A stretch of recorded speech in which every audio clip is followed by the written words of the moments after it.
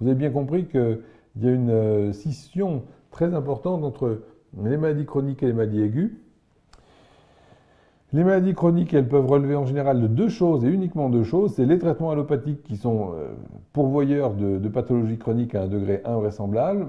Et d'autre part, tout ce qui est des miasmes infectieux réellement infectieux sous forme dynamique, alors avec les maladies vénériennes et non vénériennes. Les maladies vénériennes, elles sont au nombre de deux, c'est la syphilis et la psychose.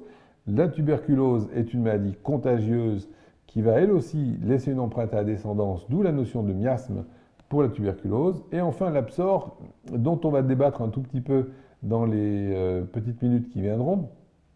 Il est difficile en effet de savoir s'il s'agit réellement de quelque chose de contagieux qui a contaminé toute l'espèce humaine et qui se transmet forcément du coup à la descendance, si c'est un miasme, ou bien s'il absorbe n'est rien d'autre que le mécanisme de défense habituel qui consiste à maintenir, tant que l'organisme a assez d'énergie pour ça, les symptômes sur la surface, le plus en périphérie possible.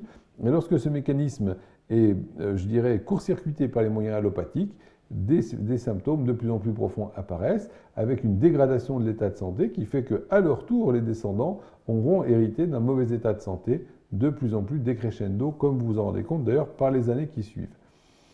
Donc on ne pourra pas avoir de réponse nette là-dessus, et d'ailleurs ce n'est pas notre propos, parce qu'on n'est pas là pour faire de la métaphysique, on s'en fout éperdument. Retenez donc bien, les maladies chroniques, elles sont des entités tout à fait séparées. Les maladies aiguës, quant à elles, elles peuvent être soit de nature aiguë individuelle ou aiguë collective.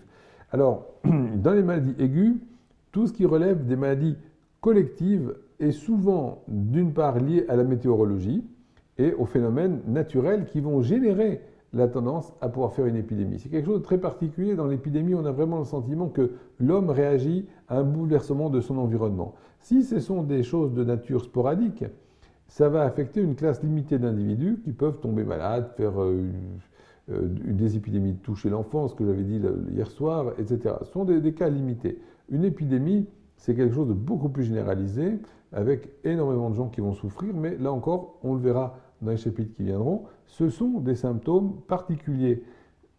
L'épidémie, elle va avoir son empreinte chez les humains, et chaque personne va avoir souvent besoin du même médicament, tout cela à condition que le niveau de santé soit relativement élevé chez les gens.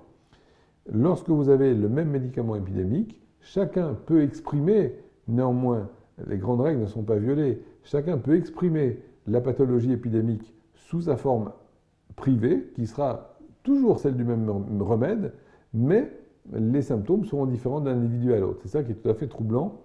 Il y a l'empreinte de l'épidémie, mais néanmoins, à travers l'empreinte générale de l'épidémie, chaque personne peut faire son petit panel de symptômes suivant sa propre réceptivité morbide, sa propre sensibilité héréditaire à être malade du foie, etc. C'est tout à fait passionnant à étudier.